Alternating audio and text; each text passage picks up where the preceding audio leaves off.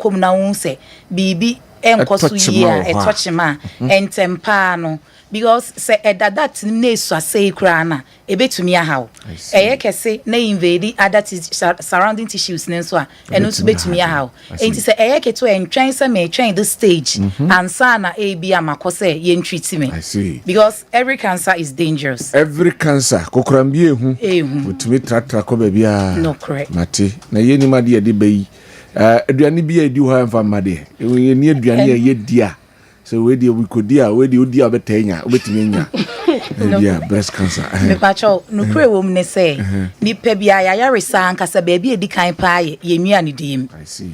Enti e was anytime bia wo didi abonso aduane ne ye well balanced enye say bia ne rich anwa etani any say well balanced no chirimam balance no me the two balance skills no ma check na say pacho dey e also who say bia who di mo a me pacho mo na di no who say kontomre kakra kontomre still guso na kontomre ni pacho who say wagushi kakra efra wanye bia wa ye bia na osamo bi e de afra na enwo enso kakra enso e de afra e free before star diet enti wo say mo ni wo mo no wo kontomre kakra afra wagushi kakra afra ni nyina ne boa wo di nyina so fruits esin chain we are woody abuso who say o season bia ni fruits are eba enti sa season ni se fruits ne ba no wa make use of that season no what the fruits ni ye say ebi nsusu ni wonom na say bia obetumi afford ya no wa try no wa to be the afra o fruits no ma nye one way enti ye tie ne say o se medidi bia bi ohon ma afini wo ni fruit da and also obi o tese wo didi a anye bia so onye fruit paako bi na de ben ho now the ben na wotimi na e balance no me pa try wotimi balance no wa balance meal no when you green leafy vegetables no say dem kai ko ntomre ayoyo say sometimes so yen katin kwan kra wotimi twitwa alefu no na wo de agum ni nyina no boa emani padua no enya ahoden na say dem sister kan so wa control weight no hu hia pa ye na ye de asi meba be real captain ho but Doreen mama mra hope you finally dia sem na beka e de akire ma moye ma ye mankwa de o na ma yesu ye tanya bi menka ho nti dia sem na beka e de twato. Okay. Masema meka de twato ne se yenua mamo yenya time ema ya pomoden obi wo ha from January to December de be o ti jom oyare kra no ato edranum on hwe ne ho so ye eno yesa emboa enti enya time o ma ye ho ya pomoden ena ye no fo no nso so se ne ye ba awareness no me pese me sra mo se enya October nkwa na ye hwe breast cancer that be a me sra mo madaroma so onya amensisi wi a 2 days time she o breast na me sister kind the way o si trail mo no massage she na she se bibia ye okay a untime nya kra betimi ama ukuna ya ama no de oni kuna se bia that be wo ha oni kuna wa obeye wa de okay no why kuna wa ye wa de yes ofa be me bia ba hwa na so si no wa massage wa de ahwe okay se ebia baby wo ma early detection saves life. Enti ho nentema na akọ hospital bia se omohwe na entimi a ombe refer akọ Kessben. All right. Vidash, mamintie, dey na de betwato. Me pacho dem di betwato ne sese o family mo hu se obi enya cancer ewom. Any cancer cry at all? Any cancer at all. Okay. We are at risk. Me pacho I see. Enti no na oti se ye bo hu da rose ya e wo mu a no akọ hospital no wa maye a check you e na afi nso e ma se ye smoky ne ye sanso no monsa mesre se ye beti so empu se be ye crank ye njai because ni nyina na me ye at risk of breast cancer. I see. And as yenya age from 50 years upwards na that time ni nyina no yetumi encounter that cancer no enti sa brain ni nyina se ye amenka se me de medru de metwabra menya baba amenka ho me pa cho mu pokura na mo ya at risk se mo betumi enya enti ne ye besere se ye ma me mpanyifo na brain nyina no ombenya time ama mo no makọ na ya check almost. Right, Captain. Mamintie Dia na de betwato. Ye best Ghana for ma say. Said the yenu am adi kan akyerɛkyerɛ ye no. Ye beti ye dia ye adwuma. Wo hunu bibia wo no fo ho a kɔ na omo hye ayaresafo no omo moaye anasa ayaresawe yahodofo no omo moaye no omo nsa yare alright sene ebeya nyame ya adoma 2028 omo betimi aboa na yetimi ato aba ama nyampa MPP government etimi asaba yadamas yo nyabotre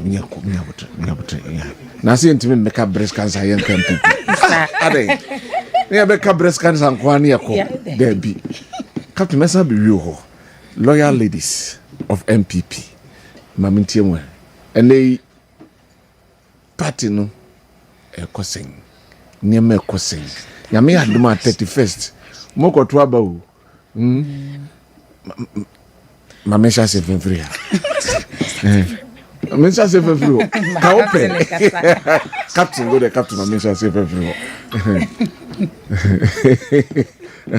mamintie captain then na woka say party then na akachero mo ye campaign me de me hu problem baako party mo sha say cheche e de mam ho we de ni why not the no we de ni then na be ka che titru mo di party ni mo mpese mo tu franka e de ma party no cre if you akonya na ato akonya to nso ya apre na nso me de sere na mesre ye nuamo mpanimfo emema eyi ntisi yepesi edi party nanim no obia sefata obia sefata so edi party nanim MPP loyal ladies ye nyina bonkum ye nyina nifa ye de party ne yeso enti bonkum beba nifa befa ye de mansa party ne yeso enti ye besere wo mu ye ma ye kasa honte sene ye be ya ye wie a enkabomu a bepese ye betimi de akwa gitumi no enye den ye de ade ba akopani enim tumi ane ye pe enye nchichemu that's right thank you ye besre ye mpanimfo omonkambo na bebrebe no dede ne dos yesrewo yesrewo dede mo tomo ne ma no dodo mo tomo dede ne dos eno ane yesrewo de na zo beka sene captain kai na do say nyina ye penipa baako ba ye nyina se ye choose nipa baako na yen kambom hwane yan ton yen sem wa abonten cause MPP ko ne nyina ye baako that's right Vidash boss de na be ka twato de be ka ni se enkabomu na because obia mpanyimfo be ni bia loyal ladies yes yeta nachi yeta obi muni bankum ni nifa me ba cho de yeta yo bebe bia yo bebe bia mo da sam ma me awo na munua no okay enkabomu na ne ye hwehwe yadamas Esther Otimafo captain of the NPP loyal ladies Ashanti medasi Sanso and Doreen Asante a nurse Vida Nyama Anochi enso a nurse adamase samba wo yen enne enyumrei elesesia yes adamas we shall be my friend why yes baby my friend why ebia no abeka ladies no kura ho thank you very much right. So that is it. We are MPP loyal ladies in Ashanti and a almost a bois and my breast cancer awareness month. No, omni na akabum na ya create various themes and a wohonum. Obia nene die Ghana fan die is working for cure. And Udwani Echim our World Health Organization. Almost Eddie Omodie Eddie Abba na World Health Organization. And so Eddie Omo Eddie Abba and say every story is unique, every journey matters. The whole of this month a breast cancer awareness awareness a month and no ensem our hanum say na and then paying for us and no mean we are zooming in straight away. Now we talk about the issues that are supposed to be talked about. I know ensem the doctor ye many jehopa but baby am tea me sorry I to the me fan sa we nanka me dim nanka me shemfifi ho but me sorry ti eno ensem eno no ene nyame eya adoma me wo mpanyifo akukudan emako enan ena ewa ha Mr. Joseph Amwa a senior member movement for change ono ewa ha the vice president me wa ha it's okay. Dr. Kessben Owusu Poku, Ashanti Regional Communication Team member, the New Patriotic Party. Ono ewa ha. Dr. Barnabas Adey Amam for lecturer Department of Department Educational Leadership, Amstead. Rebecca say Amusted. Ono so ewa ha. Sanso ena Dr. Francis Papa Ejaben, lecturer Bricks School, Russia. NDC ono so ewa ha. Ye kabom na ye di dwumadie no amana ya fe medin ede Kwabena Owusu Dankwa ne mu na kabom ne di dwumadie no wo message obetimi dia 0551 599 933. Ye behwe enra omampeni His Excellency John Dramani Mahama woni civil society organizations Asia na ni nyina efa adwentoato a omokotoa efa kwan a ye de illegal mining ebefa so ewo yemem ha na reports are eba ne se eye devastating obi ka se devastating na o de battery mu a obi ka se ne atokrodo abroso enema illegal mining eye esei yensase ene yensuensu ano eno ho enkomotwetwe eno mampanin ene mpanfo kodi enkomo na nkomodidie na omkodi ye no nsem ne bia epie mu ene se ono se obe declare state of emergency. This is a National Security Council and a between say on declare a state of emergency. Nemum and all Galamsey sites in a security zone. Security zone HSN ne soja for ho afa abomobo nti ene obeko na soja for na ewo ho na osan to dwa ese nei wono he has no any interest, only any benefits from Galamsey, and I say a year good na ye tu na yemfa kwan paso etu no, only any benefits of that. Sanso and the Attorney General and Minister of Justice, Dr. Dominic Akuritinga Ayeni, and so at the ensem ahodo ebe tuja or cheseni about 600 people are involved with Galamsey, and I say illegal mining.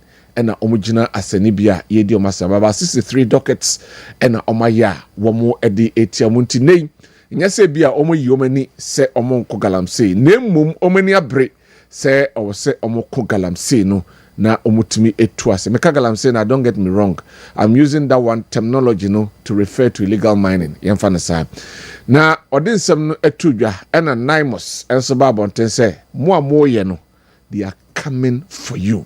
Ti baby amotie bia no omo ebetum susa and then they will hunt you out wherever you are. Na ensem nyina beto dwa na amanfo se aha omampeni tama na wo opposition no wo ka say aban esiso won declare a state of emergency na ne de ba ne sen na wo ne ato aba ma enim so betimi declare state of emergency ntini ye to aba ma se bra na bagi tumi no nda kwan afa so betu Galamsey no tua anadie o say utimi and declare state of emergency na enei occupy Ghana for enso etro krata ya omo enso ede ekomo mampeni omo chene say omampeni ensem na wo Canada to be frank and to asumu ti u declare state of emergency declare state omo ko to relevant constitutional articles ya omo de support to sentia awoso mampeni e declare a state of emergency nyomonko erocha omonso aye kwa omonso ebo ekasa etia titru aye illegal miner na Galamsey onomso ababonten e de omono abetumbi nsem kroya owura chatu chikata ese mo amubusa se oban anase omampeni declare state munnim de moka now don't know what the state of emergency is. So the question I'm posing this evening is, should the government declare a state of emergency? Is it necessary at this moment? Is it crucial? And as at this time around, government should not look at a state of emergency. Nemum kwanya osu ogusu a okuno, he will win the fight against Galamsey. But what we are going is the fight against Galamsey winnable. Yabe hon ensem ene enyumrei. Ene yabe san ahwe inflation ene the 80 and I said the abeto jane say at aba 9.41 You see, in a single-digit inflation since 2021, 4 years now. I think you are across single digit. Does that reflect on the social and economic life of Ghanaians? And also, you be enkomo ewa ha. We be two major topics. Ebe next for now. And they also a strike. Say busumi edu eni yentuomo kana. And also, you be enkomo na yahwe. Mamenko na mema empanyifoi akwaba na afe yemfa nkomo twetwe no emfa enhyeso. Mr. Joseph Amwa. Mesha sefri ni ho na mama na kwaba. Obani? Yeah. Memwajo mwakwaba. Yeah, Jackie. Na bokode. Erade aduma oguso hwe. Yede nyame ase. Aduma nko a. Aduma nko a. Yede nyame ase. Sanso na Dr. Francis Papa Ejabin ono a lecturer Bricks School, Russia. Osai kasa ema the National Democratic Congress. Doc. Good evening. Good evening. Oh yeah. Yede nyame ase. Ena afi Dr. Kessben Owusu Dankwa, Ashanti Regional Communication Team Member, NPP. Doc. Minia. Naboko. Nyamia dum, nyamia yebina. Aka Yura Mahama. John Mahama na or disappointed Ghana for. At least within the last 9 months, no. MPP for President Mahama din omuti nya boda. Watch out. Da be dey job, some me cha. Watch out. Na President Mahama we say. Oh. Dog me too. Now 9 months he yegna ye hu de ekoso. Be enma be na to an say Mahama dada ye. Na se se futu ba kwa be mo say o za yuba mo say susu dwa wanu mo. Susu dwa wanu mo. Ano na beto mo. So abra na ka che Ghana for be nenti. Na 9 months he at least be akongo for any. Emergency about be discussing so you definitely get into. Na 2021 President Anadu na president. I'll come back to inflation na say. I'll come back to 9.4. So now Russia. That be me Russia. Me say na or Russia. What chadio? Me charge. You come to it. Doctor. Don't worry. Barnabas. Ade amanfo.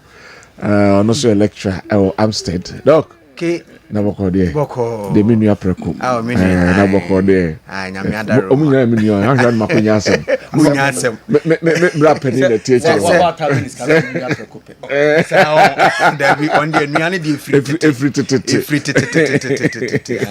Anyway, me say na yenhwe eye Enra, the president's engagement with CSOs no.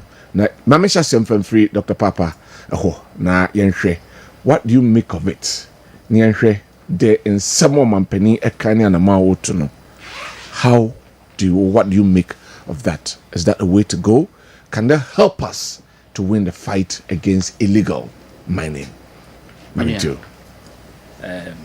Medawase na yumi se o amisa akwanya yi se me Ghana for ntwetwe nkomo na nya nkomo bia se Ghana ho nkomo ne yebidi ti mese Ghana ni ba bia se onyina sumie na ontweme ne kasa fidie no na ne yede nsempa bre no pa yede nsempa fi John Dramani Mahama amamu mu bre obia na ansa na mekwa mensem so na mamenchia sa pani 42 yansa na makoso mamenchia chairman na kwasi Ashanti Regional Chairman papa na machia Ashanti Regional Minister, the youngest minister of our time. Small boy wonder. Could I nyame? O yinkunya. Yes, and soon kura to Ghana for nyina so. MPP 14 dia no people bi afa. Wakane sa na me chia na jakuma difie Asante Mampo hema. Na machia me ame wofa na na hwide mhene omuna samwa. Na machia ndisi formo Asante Mampo nyina. Say minya nim se na me PMC o ho de ka kotua bi nanka minya MC na ka kete ene de ma minya Yakubu ono se mechia ne pa. All right. O de na hu ba se. Me fa bi sufu na. Oza. Oh mate. Listen here kontonchi. Rural bank na abasa rural bank. Oh yeah, Kwabena rural bank na. The family house. Oh I see. Antina say kwem se monya event bi o. Oh yeah. I see. Very well. And then I'm come so within the next 10 minutes. President is here CSOs. Na matise MPP for as atomo besere ne adaye so bone ne nsem keka.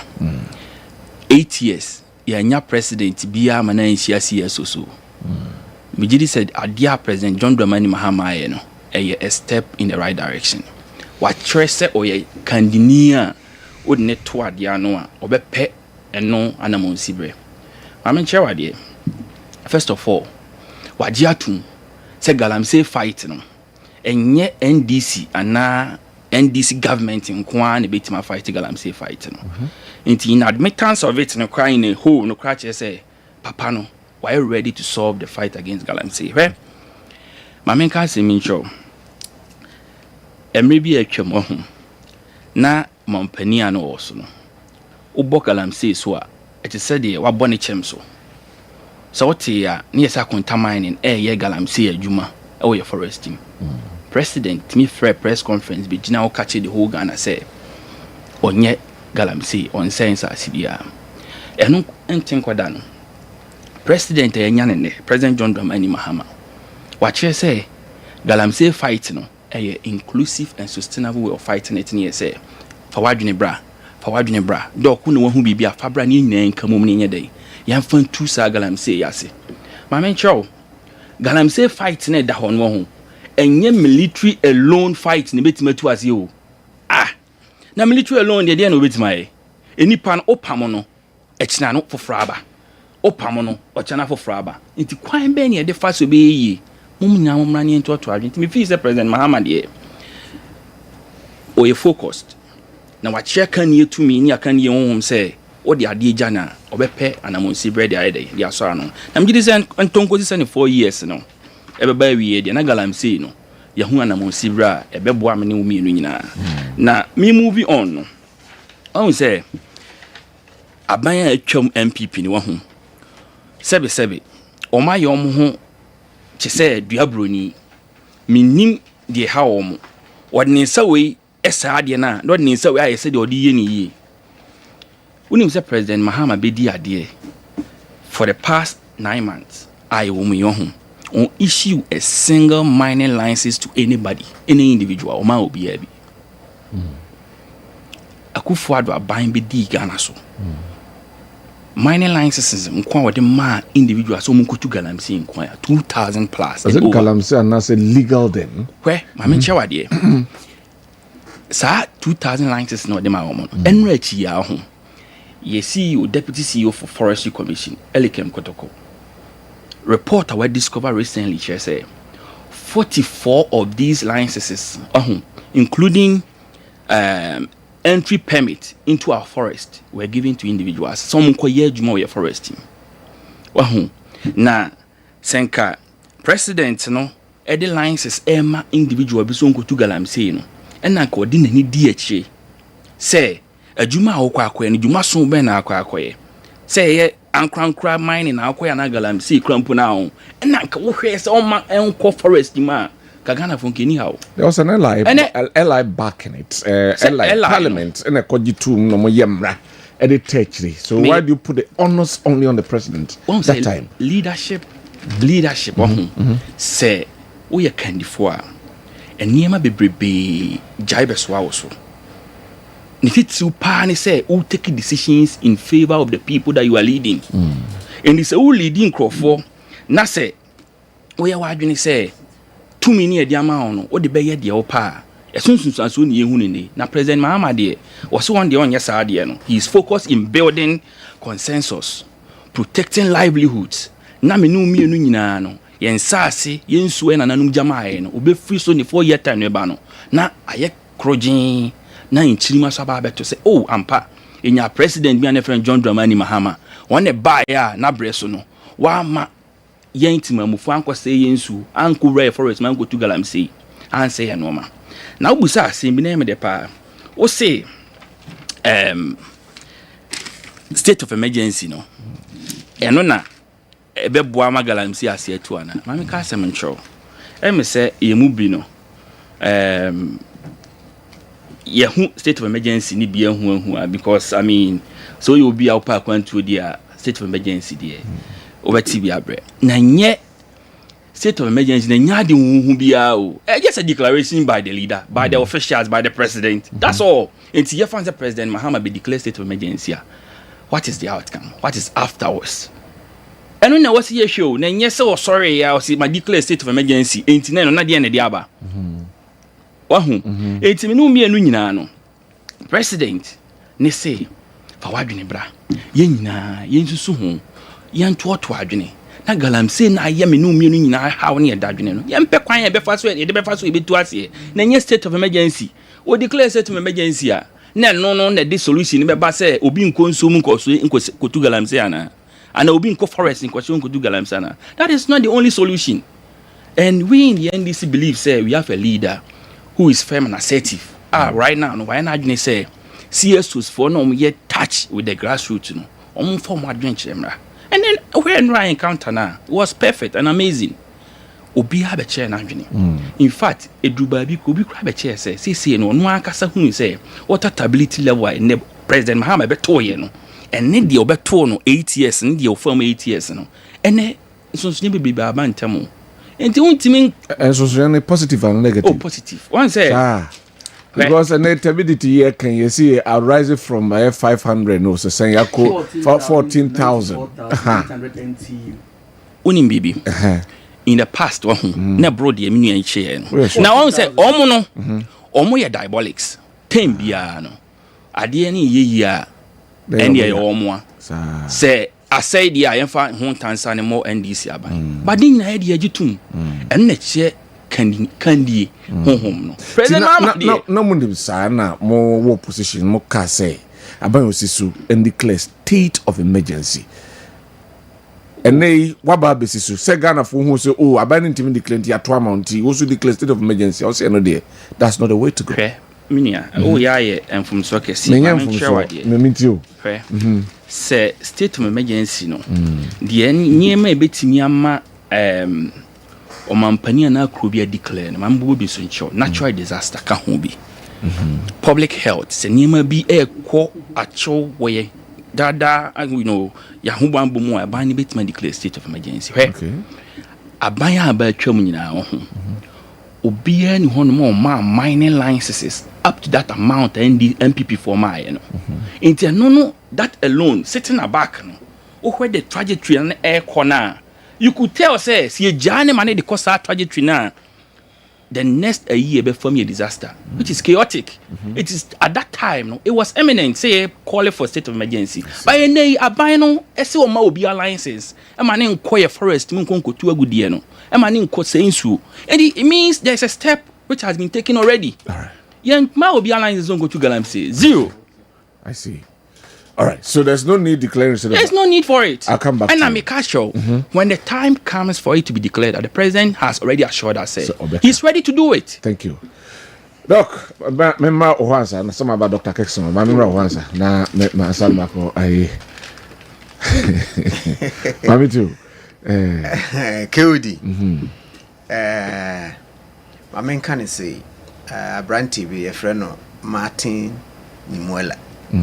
Na oye German na Second World War no or make a profound statement be I think say a board this conversation na Martin Nimuela say oho ana yebefa unionist wankasa e be free say ono no onye unionist yeah ana oho na yebefa socialist wankasa because no onye socialist oha na ebefa Jew wankasa because ono no onye Jew afi oha na ba se ebefa no na ba se ebefa no na obi ani ho obeka bia ma no and if you dig into this whole conversation no about galamsey and illegal mining ne ho sensem especially in Sunsanso na manage yemo o producer ne o team ne nyina ba so say ye kasa no mo running near you who TV no so me sure say TV follow now we need a physical de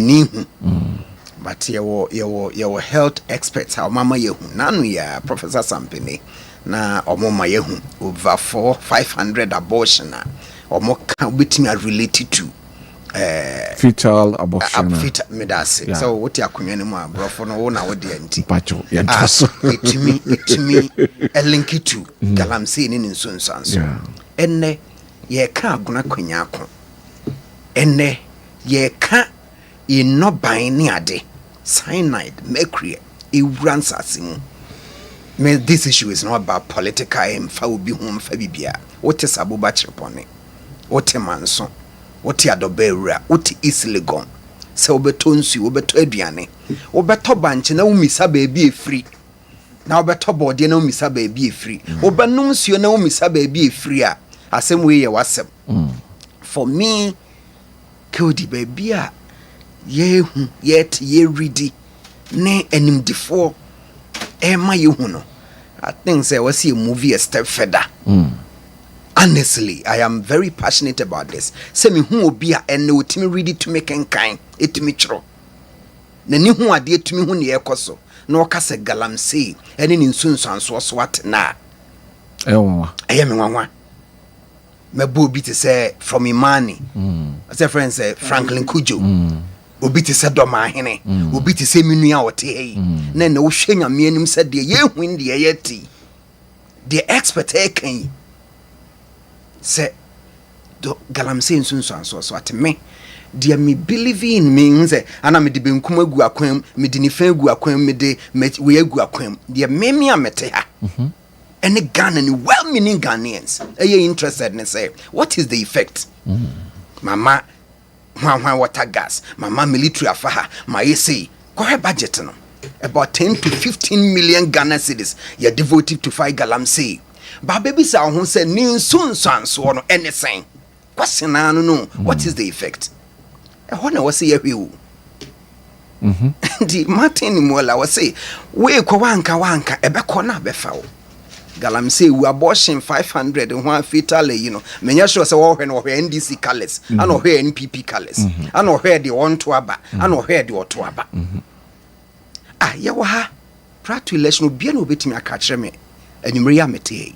say December 7th election so can variables so can issues ye de amanfo hwe so to aba untimi nka say galamsey nka ho e ka ho untimi nyimfrim enti ebekire say amanfo aba omotoma aban ye wo so ne no amanfo bi hwe galamsey ni nsunsanso enti this conversation also does not make NPP saints but they are gone into the powers authority ni nyina be do nsem the omanfo ne hwe ne say fight it so fight it or the nine mosaba blue water gas aba common na bi na wudi me say ni nyina what is the effect opa boboye mo bon 11 ensem a ye kan we aba mu de na NPP anye one to operation galamstop one to Vanguard one to 64 committee one to then enti said the same conversation ye kodidi no eno ani dia na ene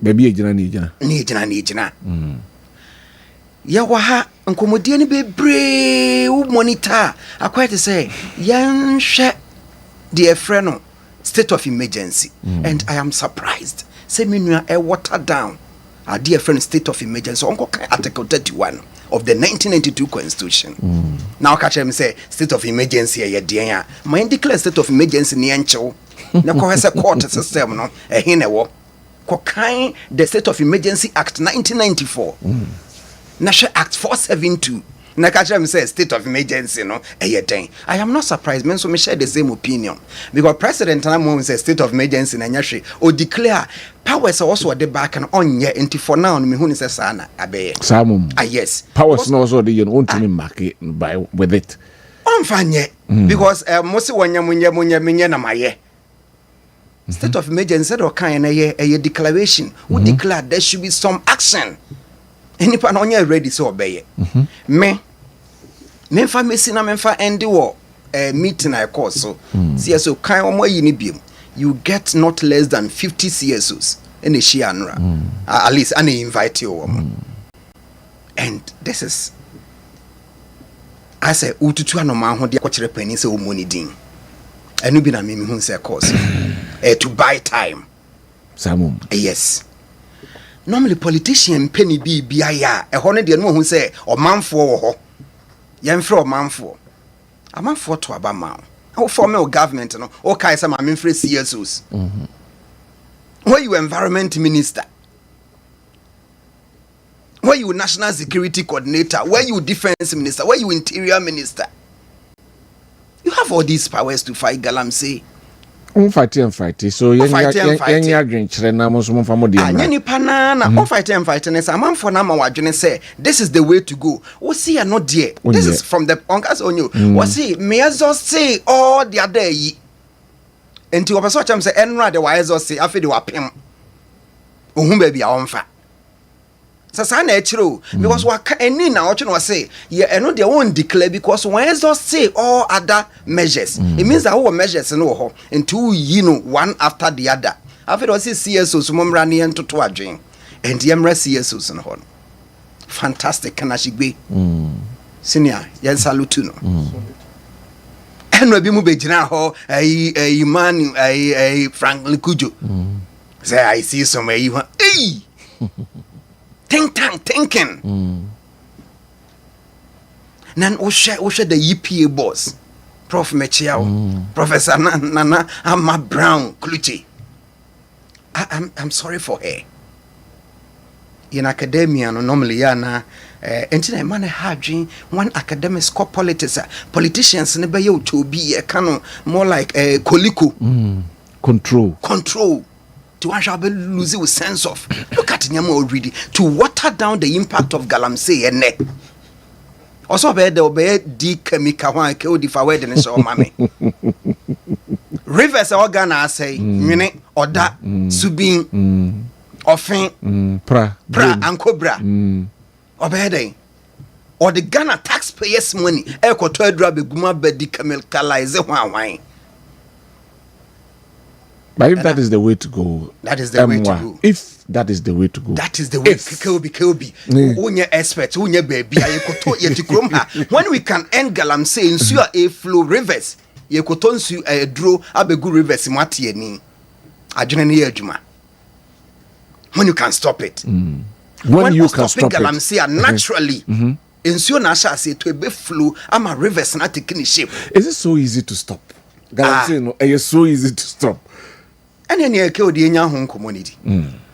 Say at Kromha, next year better obey ye president, obey ye ministers, obey ye MCs, obey ye national security coordinators, into a manage into me.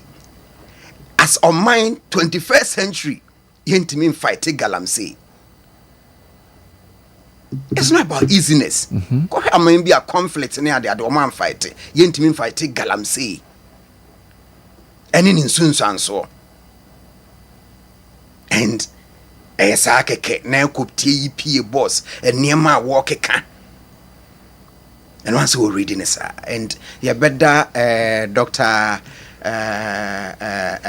Aka some of them at least we are happy say we fair minded Ghanaians we expect no we be say unum kan yanso yenim tie for me kodi galamsey issue no obi pa onka obi pa mo onka se komfo ni se kuro bebo a yenyina yetim but enisi yehwe ne koduru politics no aye too much yenhwe na yempe no pomasibre na nea ekono ni we ni de the question of the day ne say what is the effect na effect na kire ba bia sensunso anso no ya bro said yenyina yenim ne so. All right, about 60% of our water bodies and omo chese asay doc Mamra ho answer makuri ewo aye Mr. Mo.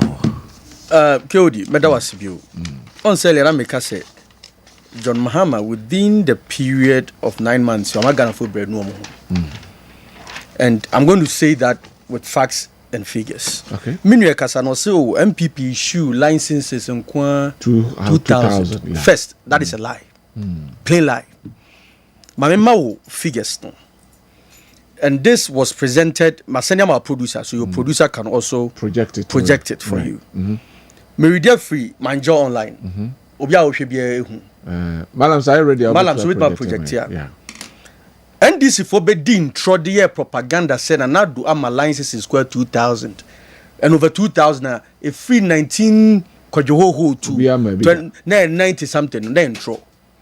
Based on that, no could have black Amotons afraid. Ora AEC.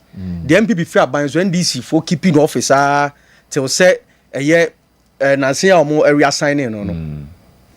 Ora AEC call parliament and what's a me reading. Or say Mr. AEC presented a document to the Government Assurances Committee of Parliament, chaired by the Nocton Member of Parliament, Honorable Samuel Okujato Ablakwa, there's a breakdown to it and a dahonom no. Where you be a ochantro say me dance foodie. So eti owura eye Okujato Ablakwa ni NDC for ni media doctor. Omo di intro. Ebio city crowd omo breaking it down man ye fe kra keke. City for the NDA eni. Or say from the year 2012 NDC for the pabone so omo ye eni o to 2016 4 years pe. John Mahama time no. All my alliances is in 1,402. To break down the Kamba or Joy for the Enosono. And I went to Maka boom. And then another for 8 years. License no, na 1,000. And now we almost say licenses valid to date 984. Tell them this for Mudin Trosa. Tell them they could do 2,000. And that's Antrono Mudino. I mean, I cause us a bit here, Santronim. Tomudi Santru, yeah, over and over Magana for you to kind of conquer so that now can create. And now it's Munaso. Ebio, many so, and MPP for passe, and my LI 2462. Unim, okay, Abania Pi pass 11. Ne 137, no. Then this is for your Ghana. Abaya passes Samra, what to send this for Mukan. 137 and for so bad part about so. Say some way any more 186 and 87. 186. Some George Katsa now to say. So now to pursue repeal a do ya. Or here any legal process. The executive can simply suspend it. What is stopping John Mahama from suspending it? What is stopping him? And this all legalities. And then Parliament 137, you have between us MPP. But say more than Muslim a super normal majority. Yes, I did. Absolute majority. Absolute majority. So what is stopping you? Me just say it is high in trouble. That's why me can say 9 months. Pero Ghana for moto. Ebio, me ne can say also when who person declare state of emergency. There are several conditions to consider. Me say wo nema ekosui. And so ne tapidity no every 14,000 book at Ghana for say you declare state of emergency. Ne be wa Kwabena kwa hwene ba ko ni ho. Ye be wa Kwabena anu ni ho na ne ti no na ne ba ko. Say si akwakodu 94,800 no. Asabi you about 80,000 NT you have ka ho no. Sabi you see there was any state of emergency. Where is your conscience? Interestingly, omo na omo ye campaign and this for omo gigina mu na ye declare state of emergency. Hi na Dusu Kebi. He's on video. The Galamsey minister, Honorable Kofi Amabwa, ni krom na ni krom kwan so Galamsey nkwa. Ono so Kebi. Ono ho. Okujato Ablakwa ho, Sam George ho. Interestingly, these 4 people are also cabinet ministers of John Mahama. Chevron is as one amuka no anyansa wo. Why are they failing to advise John Mahama based on good conscience? Adentia. Thirdly, many are so now issue when men this young. Or meeting civil society, I thought it was it was a waste of everybody's time. Open source of Galamsey, you do it on 2 fronts. Executive power and the traditional power. Yes, sir. Unto House of Chiefs. Secondly, Galamsey issues bar. A Kube pan a form which Ghana Medical Association. They were not called. You can check the list, the distribution list. Other than from. But check the distribution list. O my from you know, it's been Fred Kobe, Stranik, near Fred, BB. I mean, Frank Kudu, and I told him somebody we are disappointment. It appears that your oil, your think tanking is very oiled. It's Uba, who praising Kwan. Now, brother 14,000. I know can say juniors who now demonstration. Now, 94,800, also there be you see an improvement. That is a shame. That is a shame. William, I brought some papers. Let me take Ghanaians through a certain line of thinking. And you may. This paper, my print, Mary de Miamed Bemau. From Manjo Online. Galamsey, title here, Galamsey worsened in 2010 and water pollution increased. Dated 17 February 2016. 2061 and a while. I'm really sorry, no. Also, the quality of Ghana's water bodies have deteriorated remarkably after 2010, following the game-changing introduction of heavy machinery in mining on riverbeds. The Water Resources Commission has observed. Patroni, you can verify it.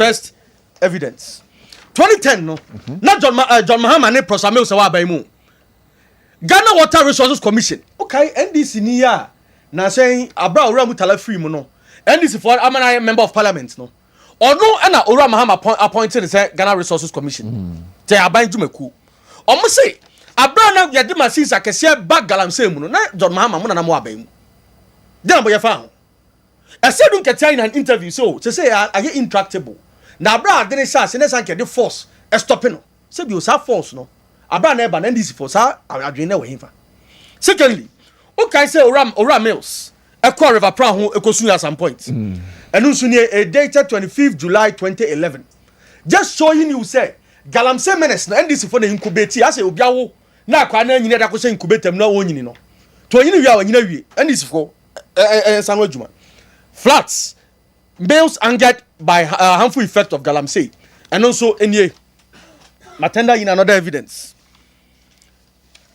Fast forward now we see what say omudi soldier for call yen na e sha se o Mahama 1 and the soldier for call tax force by this is a year ora a year say majority leader Mahama Yaraga story news dated 15 September 2016 minister gives up on illegal mining wants new approach onye we have been dealing with almost forced on can was misiano ebio o share this story and so we quite a research report mini a doctor and journalist who is into research so you understand it.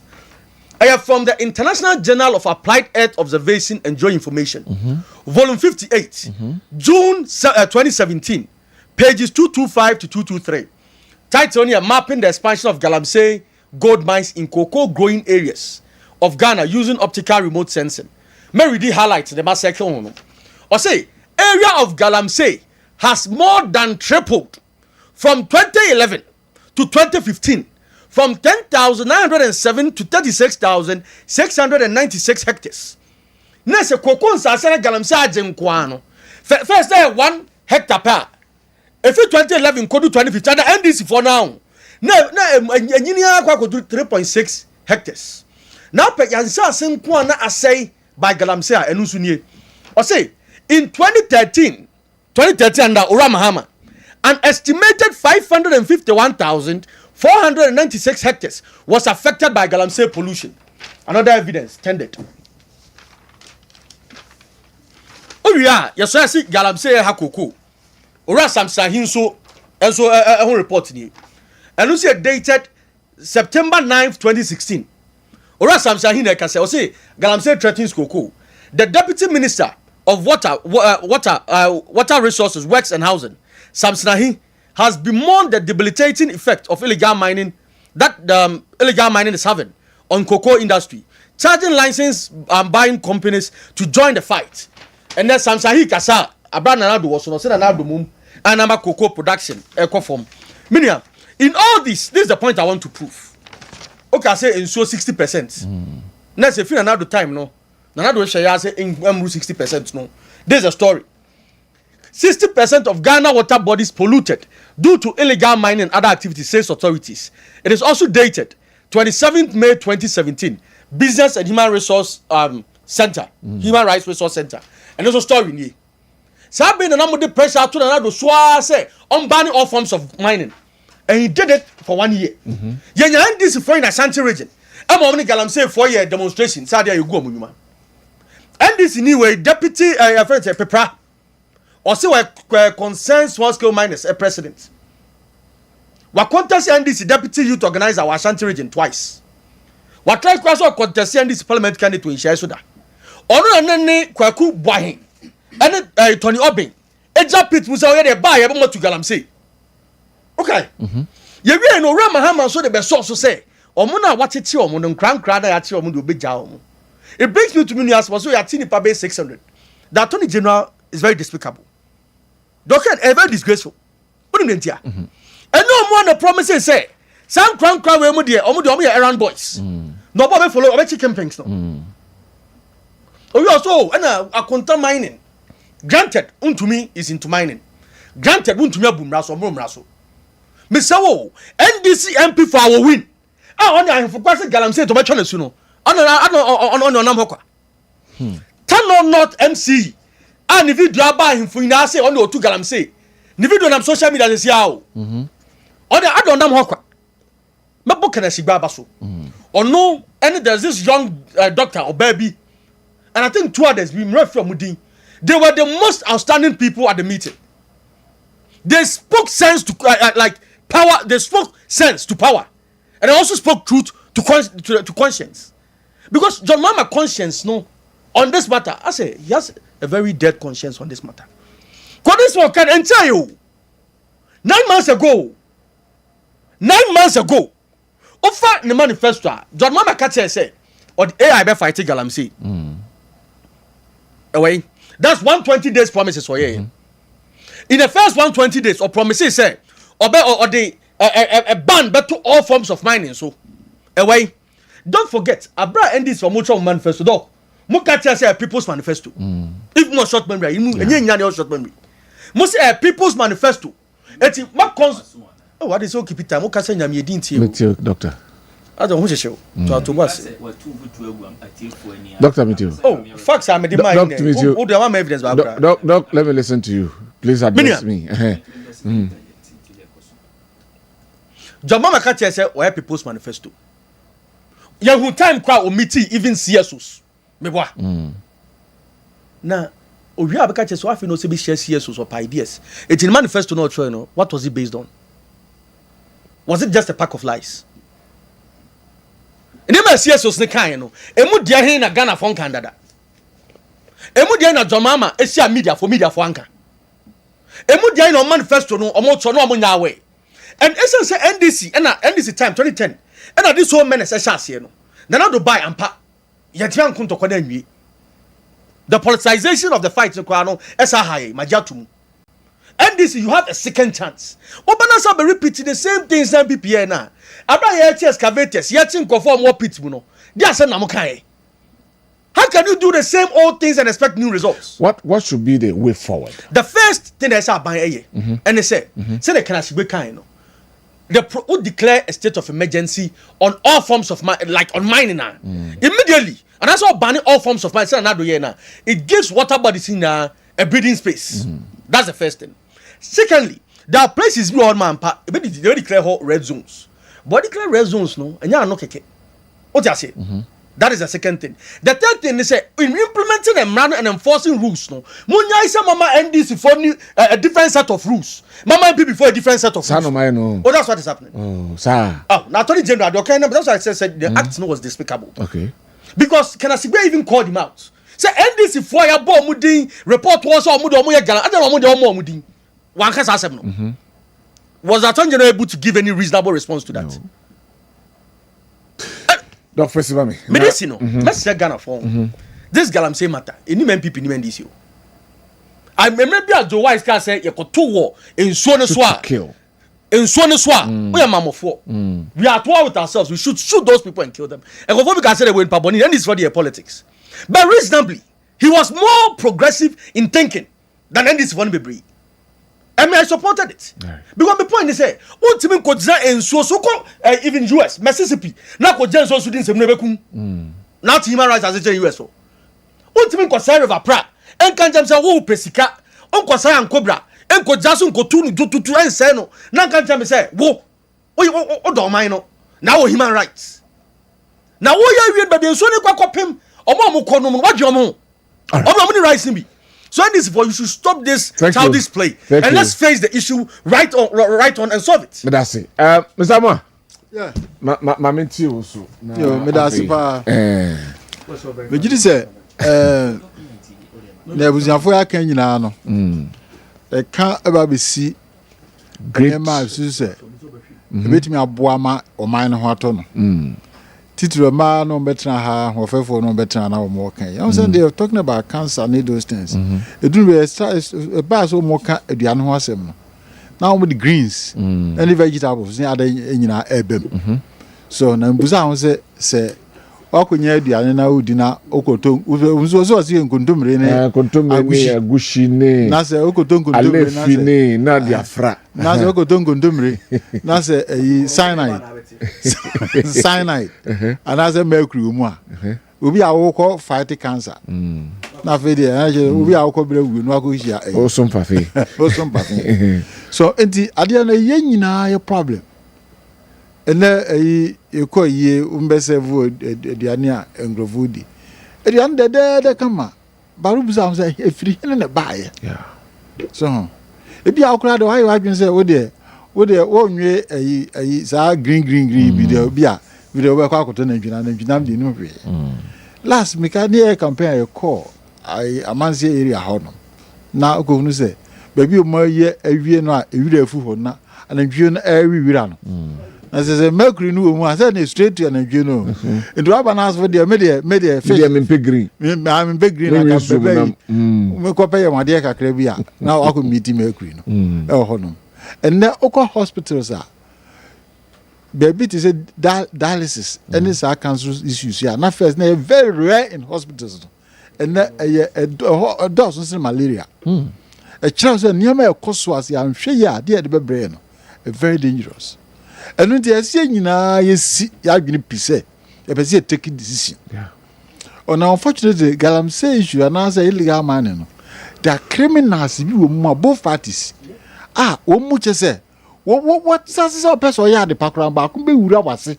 Abba say, be away. What I say? Meaning, baby, or be any breeze or yeah, or person will treat a dear Nazia or set it up good a year. Criminals, be Urasia. Edi ade be share no se wa ye bibi enti aba ne kura nyini mfiri ho ede nya de da fom a ese didi agro so na president Mahama na ya o seti the committee CS o seti ofrem about 54 of them so ofrem a o categorize a ofrem faith based groups offer advocacy right and organizations I fa ka rucha ni man ni omu na professional bodies Ghana Bar Association journalists association and other stakeholders academic institutions and environmental activists and I feel on the government side senior military officials including military representatives and other people any NIMOS those things and do say aye bibia all certain say bibi like a second chamber type visa or person woman a foot you now to me the right thing and the woman say come mercy up woman dear how much you be say when we come mercy up no more to me a man the solid strong plan a bit me the aya de no o ma high it is all kaya Alan the policy power ba ko ba galamsey your friend the BRS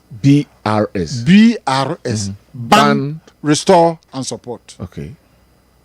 Ban, restore and support. Do you agree with the banning? A total ban for about 2 years. Or all mining legal or illegal? Mining, yes. Because now, mining no say the economy will collapse. Ghana will never be Ghana again. Gold will economy collapse. Young to gold and economy collapse. Gold you all my way save no. See just collapse here. Or mine depending na be we now gold no at you. Because gold you all my way save no. So if you Jolica report now, you need 1%. Empony. You need 1% because gold from Cape Coast is to the north. Over the left side there, vote on the left side there. Gold da baby and the horse denchem no. The house them said denchem sana I. Okay, right of the voter no oil and so them ekukusi. And some areas we so nyanko bon there minim se osi no osi pegana so mo yes ah. And am ye trima ye da sabi trima be so sabi the jimi nanam. And the highest ano. What you say? Sama yaka. Oh yes, when so be timi ende bebre ana jimi yaka. Oh, timude bebre di jimi nanam. Adi jimi nanam. What you say? And it because yenya bibia kwa. Wokwa Singapore o mo kra nsuo nanom. Na osu se owade bia already. And to me, the MV said the best way need the ban, restore and support the first 2 years. Your mama or a serious on banning on uses because also a per backing A lot of them have come out to say he needs to take the right approach through banning and then one ban. Na fei near restore what about this thing now? So I can say obi a all kinds of chemicals in gogumun. Yeah, treat the chemicals in gumono. Does it make sense? It doesn't make any sense. And yes, I say you ban it because it's your ban naturally. Because baby a free bar, baby the head a free bar, they clean. It will ban a bebasa, a beflama. You feeling in every room. You feeling in every room. Say, if feeling in every room, Nasa, Tabby didn't call from Nasa after young chemicals, you mercury, as I know, cyanide in free with the amateur as here. Then you fear any page in my ear, who I deal with the cyanide, the chemicals got to get you. What I say? Never says, can who you just say, oh, yeah, no, now I say, oh, you're not obiso as you or say no. You're not the end to me, why? And the ban, not there, it should be the first thing. It is only years was not only excuse to be a beam. There's no more excuse. No, because first in there, now I say, or no officer or no one there fight at the end. Wow, 5 years no. Umaba, they have come to say it as it is. In one ban. Because they said one who said when you support about 54 years no, they are supporting you to ban it. And they are gonna when you to say one ban it. Now for MPP for any other parties no. You better ban your we are. Open the case your baby. Kwaku and say we no good. So we dibia. Then we punish them. What has it yen and say hey man what do baby dragon say bia no we punish you. Ebema o many because gold no yen to gold o hane didi. Your niema bebre ha ebitima ye edidi okuru say without the gold. Because PMMC na ho na gold yen hu say 1 billion yinamu no. Na Ghana na enhwe ase. Because na se yen sika nyina awie na se nipa nyina awu a sika na be dey. Right. Because human life one life is worth more than near Kenya because if 6 billion can save one life enka go dey buy friends or this apple buy enka save no this 6 billion is coming because compared to his life but he couldn't save it with 6 billion because life no it was gone right and the best say mama ye nyina ye nyintum say ade no abaye a serious problem a existential threat to the entire nation. Obia is at risk. Southeast Cape Coast, Volta. We never know when poison be free be about to a unimotion. Right. When I want to Jubilee House, now all your claims you in the brow, you are still at risk. It will be at risk. The young country say, you're mining in our problem. Right. They should ban it completely. All right. For the first 2 years. Young restore yension. Yeah. That's the only be a year now. Omo ewo lines new January. Omo year man. You are located by Pia Omo betimia year juma. Exclusive of river bodies and forests. Oko year juma honey ya chiwa 30 years and 40 years now. Right. Thank you very much, Mr. Amwa. My member Papa Hona, I'm sorry, rebuttals. Bear 1-2 minutes. Quick rebuttal. My Sunday link biama o producer, my name so betim ya to so me. I was na Dr. Kessben Casting be say mining licenses are from 2017 2024 no. Omo issue less than 1999 bikoti no. Over my enjoy online. Oh yeah, over 2000 for the past 8 years. But from 2017 it's 100% accurate. My main show. No, my main show. And yet, hold on. When we say, "Oh, can't say me in a boom," we'll be confused because mining licenses, no, you will be where the mouth for prospecting. You will be where the mouth for small scale. My main show from 2017 2024, no, we issued 1,990 licenses, which includes small-scale mining licenses. Oma eno kwa 1,211.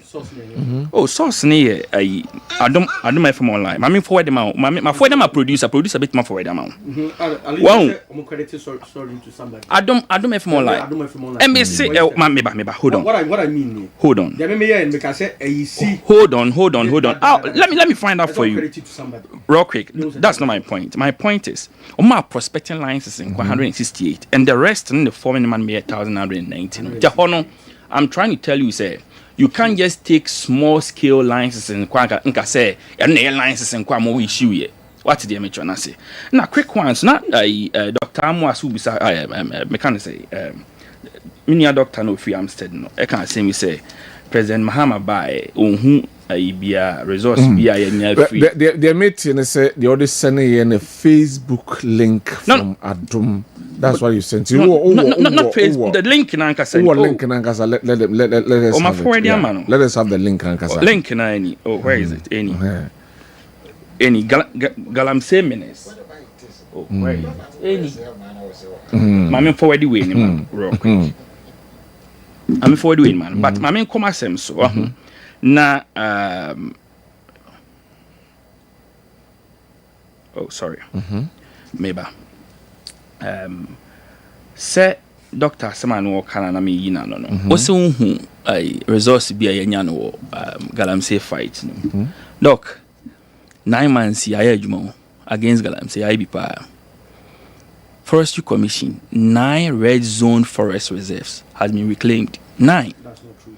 Oh, it's a fact. Per information Lands gathered, Minister. Hold on. That is per the Lands Minister. Per information gathered. Oh. Forest ne reclaim moi. Almost say no matter how kofa. Hold on. That is what is there. I would rather think say we should move out from the political lines. Let's look at it from the nationalistic point of view. Yes. Apart from reclamation of the forest reserves, yes, I saw alternative livelihood program na ya youth no alternative way of income on Musabe Korman. And no so for 8 years NPP are buying excavators a ragana none of them and no the registration number no track here no and this government track register all excavators under the leadership of President John Dramani Mahama. What we say? Are they yielding results? Oh, Naseti. Mamin Show. Say what track here? Who bet me who the source? Who is the owner? So when a time come, that's up so who is the owner of the excavator, chain or forestry? Then you know the person responsible for it. So how many of them that say nay this excavator belongs to this one thing? Nay, you are running that person before court. Oh, a lot of them. They all include the 600 that they have been arrested. 600 no. Oh yes, of course. They are all part of them. They are all part of them. Okay. They are all part of them. Okay. On say fight no. And na Mr. Amoakan no. Enye nipa baako asudi o. Eye Ghana for nyina na wose professor ke be hwe sa from that nationalistic point of view. Oh no, say hwe ne sa. Na ya hwe ensemni fact and figures if MPP for so ba no. So why hwe ne sa one way ya be mo matumfutu aguatifo ani. And I'm there no kwana to no. Hold on, man Musa Semo. So hwe ne say we are will the fight against Galamsey be won? Be won. Won? Of course, it can be won. How? I mean, shower there. If we are CBB and wow, ni power the word in when the year and this word now sent me at the anchor. No, Ocean, me kasi and renew. Ocean from NPP 4 years, NDC 4 years. Would that give us the solution to what we are trying to fight now? Make sure say there is only one solution. The only solution is a leader who will be firm and assertive. And a President Mahama leadership.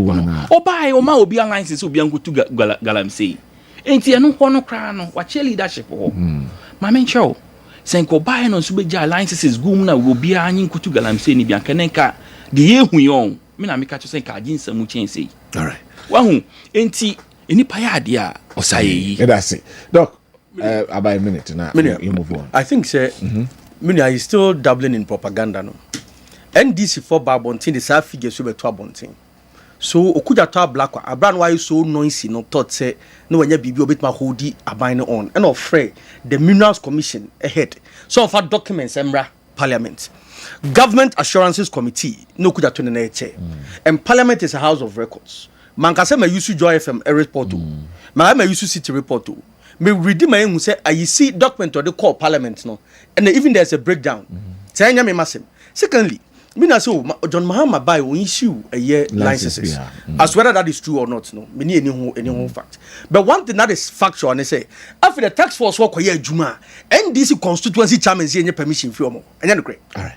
NDC chairman, I say Dr. B Kwan so or ye mine or Kwan no. But they are mine you. Say omo mine you. It's not the license then come mine you. Only license. What I say, so these are critical things. Right. Change this sort of back and the point they say John Mahama made a set of promises. And problem is I said 2010. Males are young juma. John Mahama time in year. Then other time you buy a ye be yet one young juma and Mahama ba. What's the solution? Be bold and fix it. All right. Thank you very much. I'm making messages kakra man for no so edia banana afi yen twaso e wo hanu sei. Sir Keodi, good evening. I'm Odin Hutri Mudehini and Abuaje from Asante Achimhidi. But in fact, our president is disgracing himself and the country Ghana and its citizens as a whole. Why can't you do what you and NDC party said in opposition with all these lies and propaganda? I see Ghana politics and politicians as dirty politics. Politic hub. Parents, please enjoy the hardship going on in the education sector because of ungratefulness. Okay. Ono edia ode abreye no. Lawrence Bwacheke Buche was senior sorin kwanta say Unity Oil Felicitas. I urge all Ghanaian women to take care of their succulent breasts to keep the world alive. Hi to all members of the Asorin Kwanta NDP Youth Wing, especially to Chairman Benjamin Nana Kwache. All right. Good evening, Cody. I want to ask so upon what basis were the then opposition party that they were shouting that President Akufo should declare President Akufo-Addo should declare state of emergency. Now they are in government and the president needs an advice from national security. Galamsey is visible everywhere. You can see it, feel it. So why the need for any advice? I know. And so, good evening, Cody. Please tell the NDC that Ghanaians did not vote for those CSOs, but we voted for Nanado. That is why he took a decisive decision when he confronted with the issue. He took a bold decision. We know that President has said time and time again that he can't take a decision on his own. Mike Apradi Kumasi and Oduwe Abraying and Enyumei Benji Ewo Infancy Syria. Who brought community mining? If mining is not good, why did they bring it? People who are forcing JDM to declare state of emergency are those who did the mining most. They did have destroyed the water bodies and lands already. You can't avert mining at once. Some people had engaged in mining for years. Where can they get money to cater for their families? It is a process. Let's stop the propaganda politics. Okay. And also, and also the only alternative livelihoods to the Galamsey is to legalize the cultivation of please, Makwesin. Abba. I can't read the rest. The work can mean to me kind Yefudi no so sabi yen so sansam no so.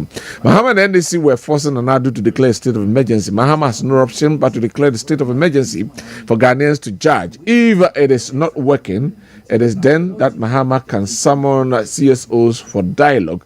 Entry E Bwesiako and Oduwe Abraying. Kyori, the most annoying part is when I heard a new Patapa party communicators say Mahama has lied to power. Oh, really? Nanado and Bawumia are the most liars. Again, they never compare their 8 years to 9 months confusion in Kwa from Kobe, Asim Praso, and Oduwe Abraying. Good evening, Kyori. I'm saying Isaac from Takwa. If NDC wants to bamboozle cocoa farmers, they quote the cocoa price in dollars.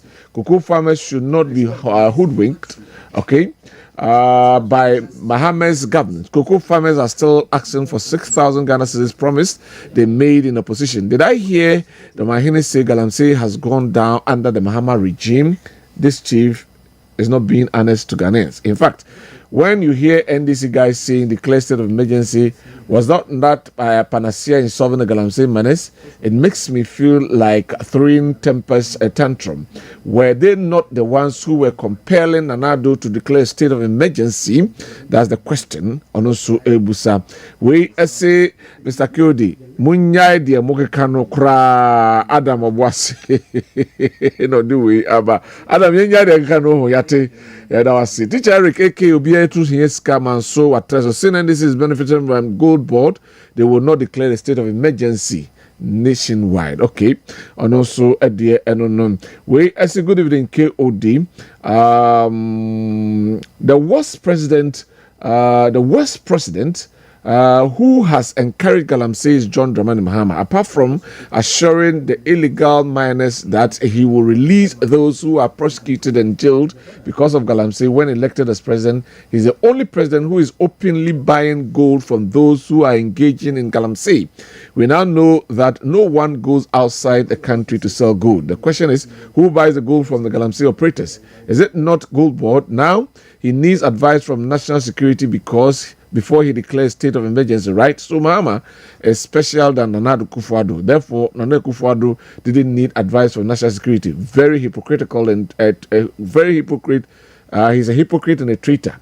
God is watching. Nana Mwako Ewenha and Odiwe Abraham. Good evening, Mr. Host. The lecturers were bashing the government, but he couldn't suggest a single way of resolving the Galamsey. Which of the lectures are you talking about? About 2 lectures. Oh, we pray that this mining issue will be solved.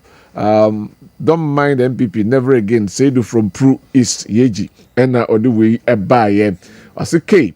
Good evening. Where is the ghost of former President Mills? Okay, let me leave that one. K. Per the comment of Chachuchikita, it means that candidate Mahama was incompetent.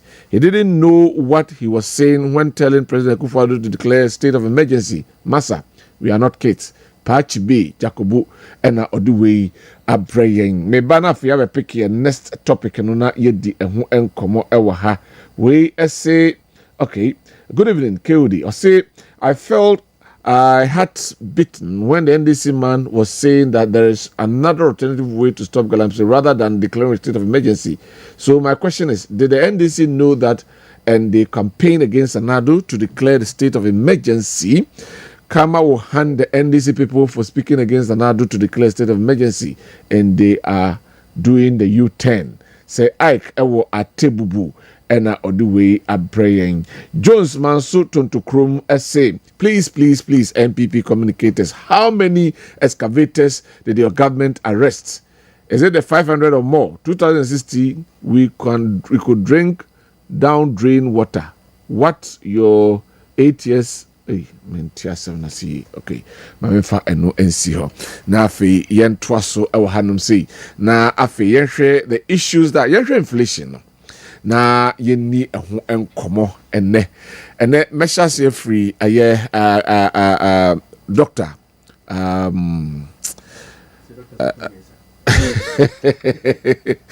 Dr. Day Barnabas not mention inflation has dropped to 9.41%, single digits since 2021, and then credit should go to the government for what he has done, because the inflation above from free some 21% sa tiaba babedu a year 9.4 by the close of the year. The inflation will hit a single target. Should we give them credit for what they have done? Sure, say, we say, Ankuya, Rebecca, and Ankuya is good, especially Oshe, in free 21 pool, at the point from NDC to NPP, 24, around almost at the point 30 to 40 grand. I think say but some free around 21. Yes, about dear friend, microeconomic indicators and when you know general and as a fair idea, said the economy no fair, but won't mean single and non out do and on but obeshe other ones sell fuel prices over the forex no. Say kwasɛn all this no say you share a nneɛma a feeding into pricing ɛwɔ man no mu a saa nneɛma we nyinaa aka ho, but you hope say 9.4 for the month September. Let's hope say be a better reflected in general purchases in economic a very reflecting. So ankoye sade anene akoye we say hwebuada. May my challenge as a mine adena yentumi nye forward looking, and honestly Kodi Minuano said that me rely on some of the do me yes say as academic when it comes to statistics and any we are, but as of my say a binds a an institution like Ghana Statistical Service a chain a provided data to make government and policy decisions. A binds a sound. I just made the media back. Enti yana abaye difficult for me say me believe in some of these enema no wo hu said it no anka so my Ghana Statistical Service ho de nkeke ho no kra anka wo adaniti entiminya independent institutions say oye adwuma so that data ne ba you can speak to the data based on that, because basically for some of these and say a multi project on a informed decision making. But yes, it's about say walk means me DNA and the how do you believe in some of these, especially practically when afi obera fuel price and OMC ni be quote about 14 cedis per liter.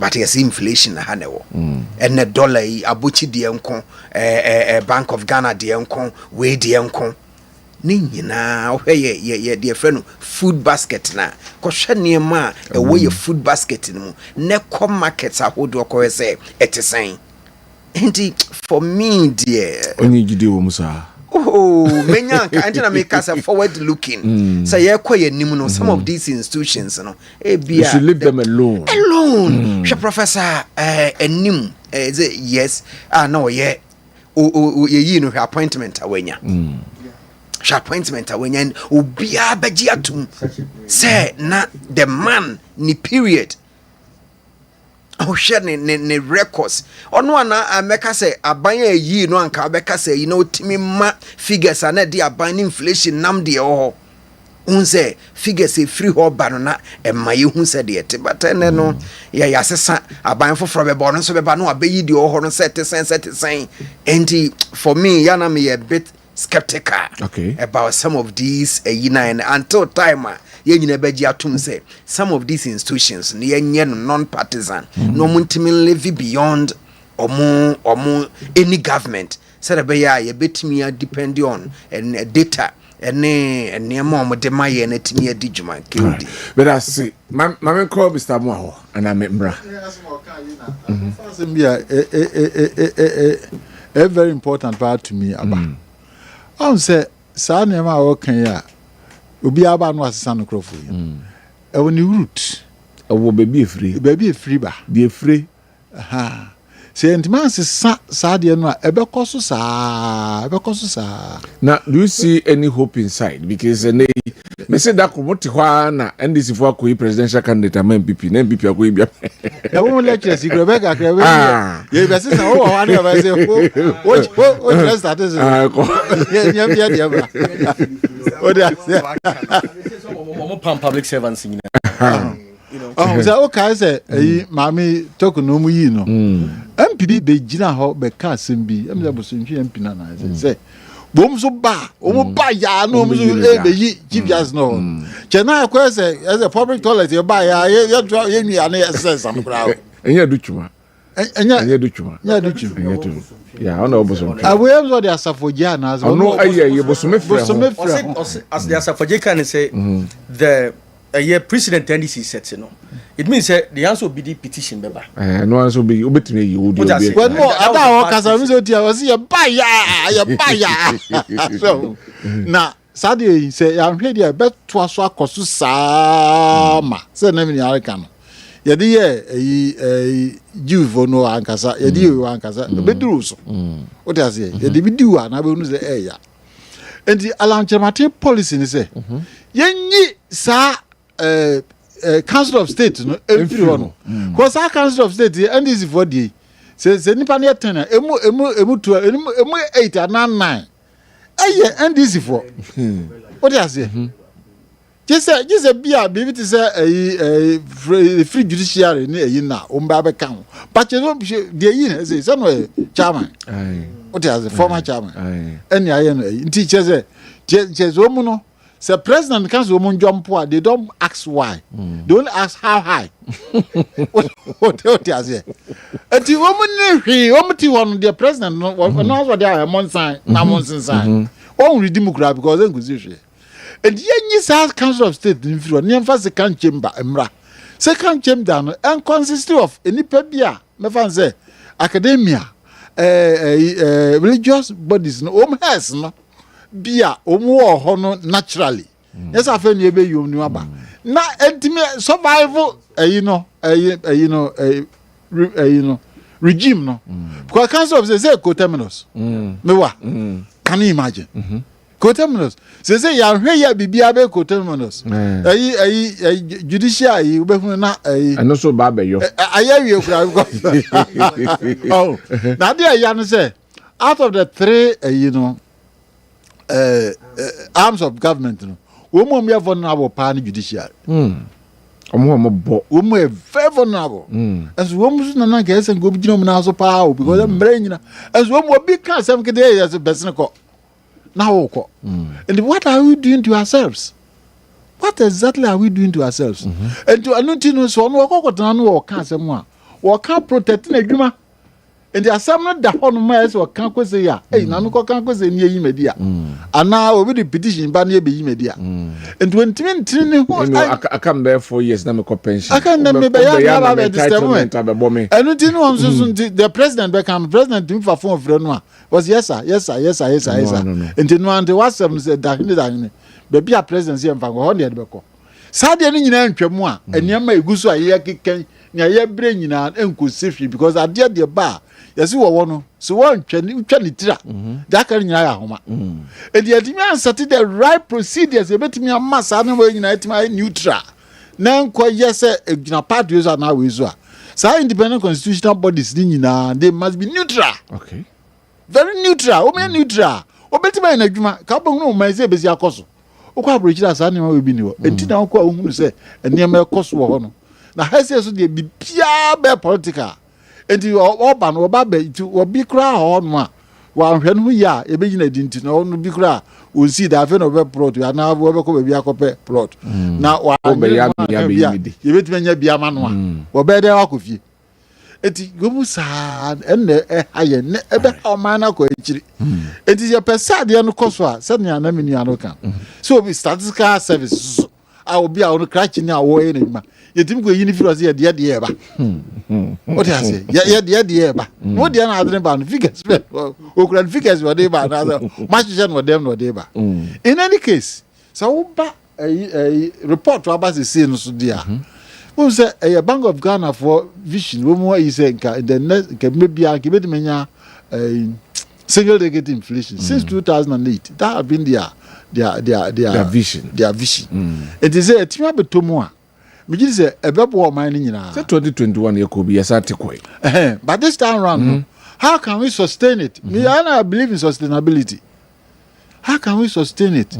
In our pragmatic efforts be brave so any friends discipline, fiscal discipline.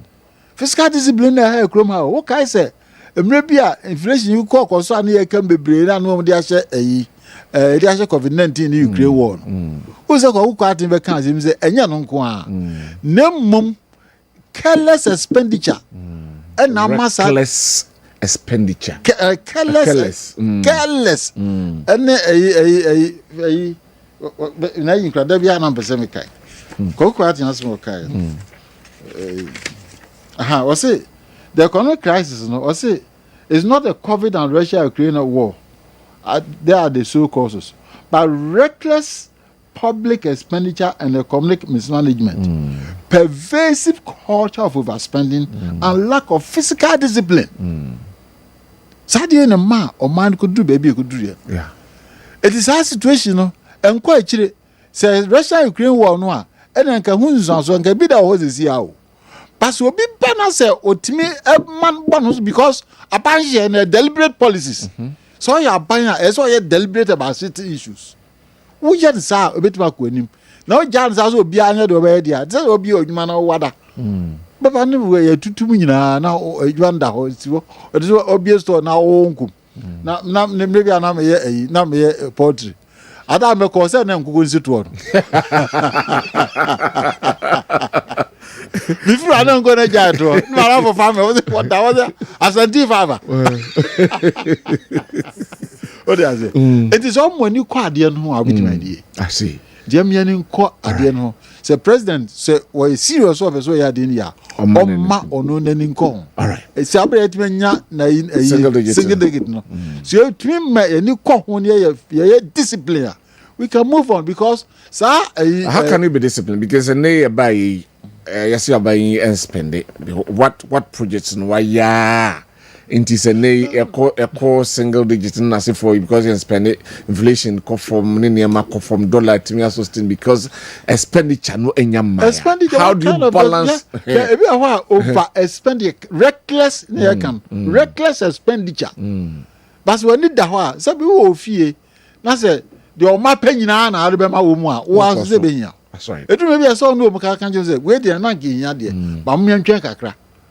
E boa pa because so one yes ad we nyina say also there we ma da nya we na ko da nya we da mi with your bia so pe be ya ma no. How can you run your home? All right. These are very important. Doc Kessben mamintios. I think say of HRC maybe HRC field manager home. But me just say one major thing SCF share a constitutional amendment. Because you amend the constitution now. Now these quasi and our parastate house, you know, your mom really independent. Some of these things will continue to happen. But the constitution states, and I'm a boy. Okay, and you're clearly cut there. Exactly. Yeah, and you're clear cut. What does it? It's who statistical service. Na abine banner the power only way power near terminus it raise issues. Yeah. But kaya under Prof. Sam Mills. That was the first time say terminus no HSA. O free so o time no about no na eko. O just say almost sharing in such a way say 4 years president elections no ne share. Any share. Into free so why your appointment nipa your appointment no. Or kwa ono na beko.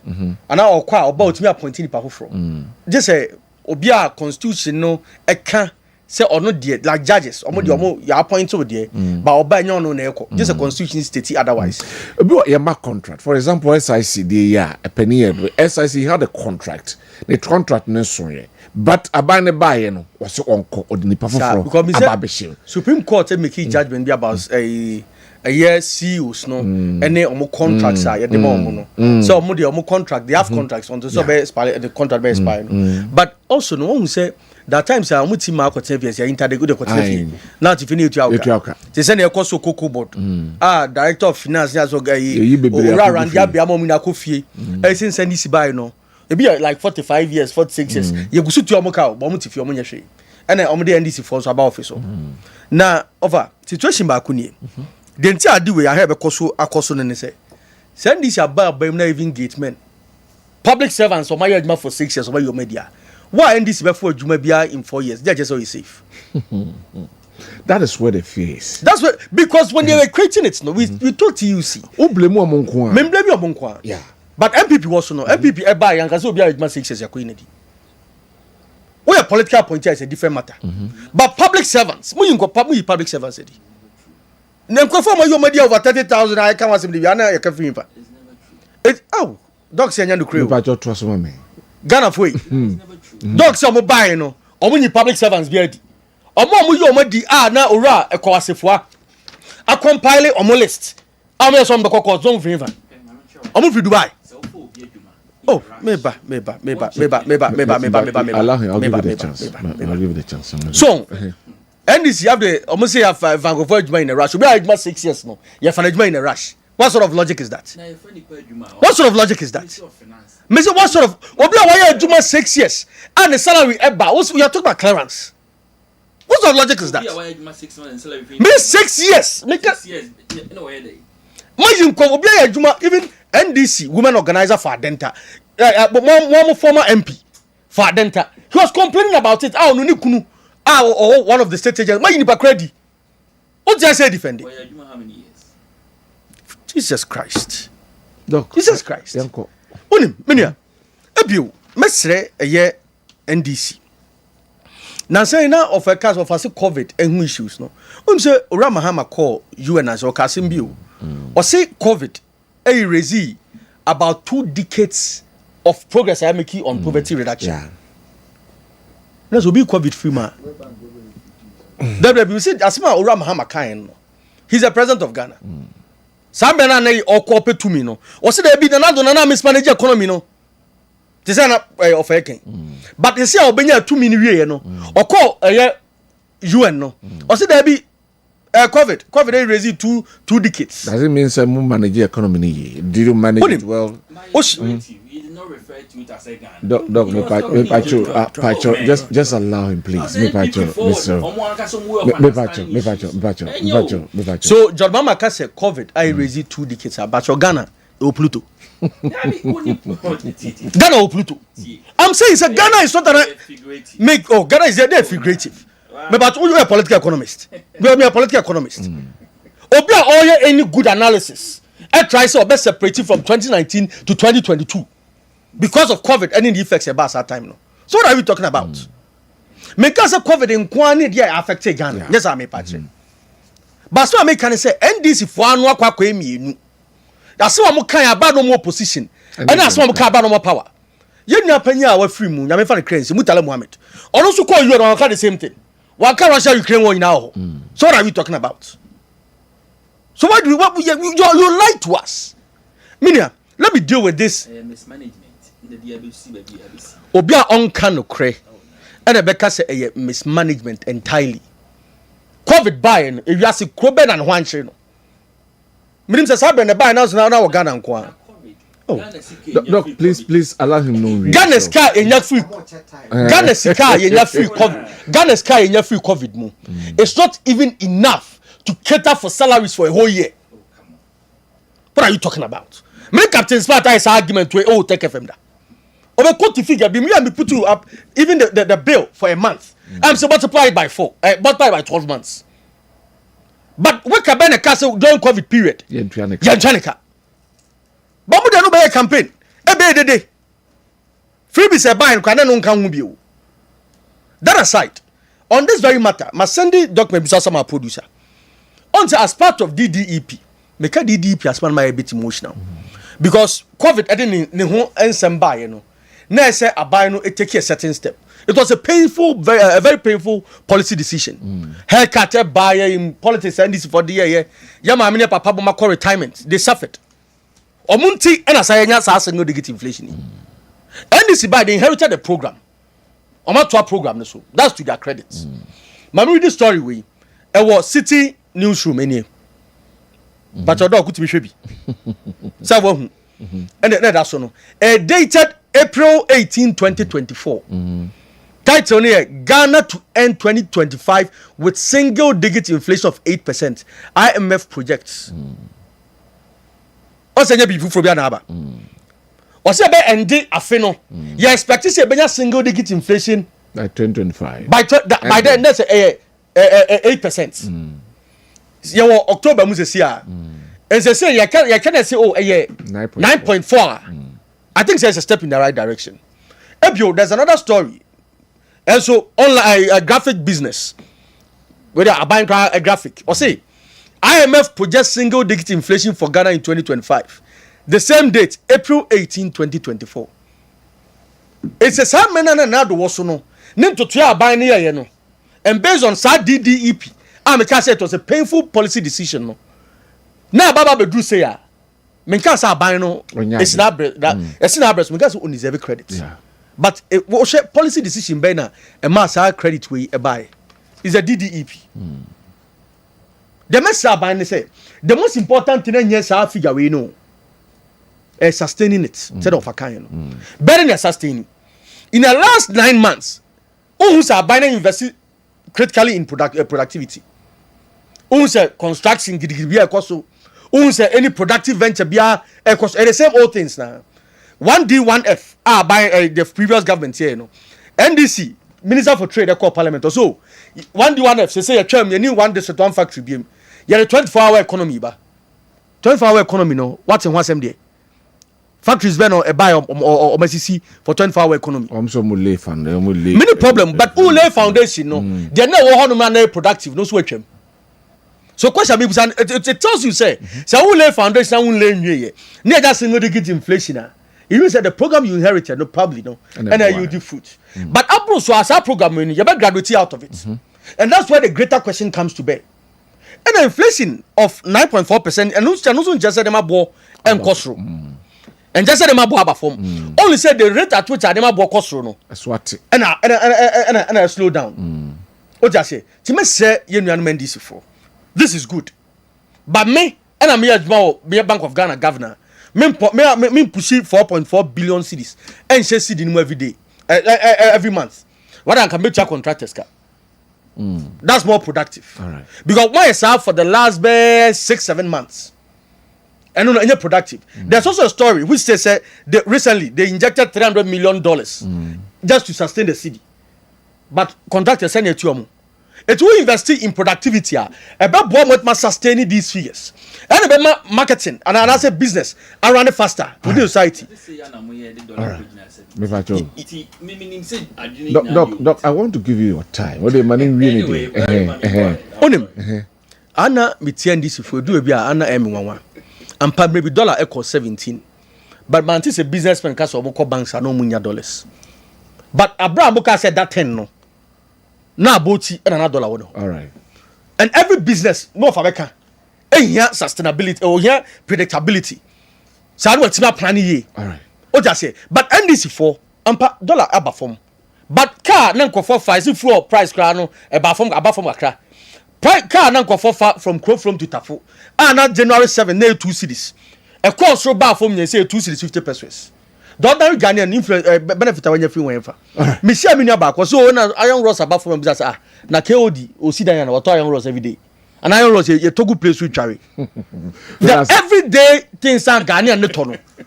Above from man I say it was true. Thank you, Doc. And that is where the critical issues are. Doctor Jabimantu, Papa. Mami kasi bi ohun.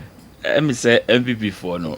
Omo hun say me say amamu na mbebu and em say na yama nti em say Ghana for them di adwini di agra minim say matna say a critical analysis of more na more no ahu say we na my area dia I don't know. Anyway, mama come asem so me new producer kasa no say or they be real quick to some minim say ready check already figures na wo ho no wahu licenses granted under NDC and MPP administrations. Wahu I think say black akra, but down below now. Also, who said 2017-2024? See, that's the propaganda number 12. Well, this is not propaganda. This is not propaganda. This is source. Hold on. I think that the source is beneath it, but a blend. But from I don't know from online, the publishing way. Just to buttress my point, and I mean make you say mining licenses no figures no quotidian year small scale licenses. Once no. I think.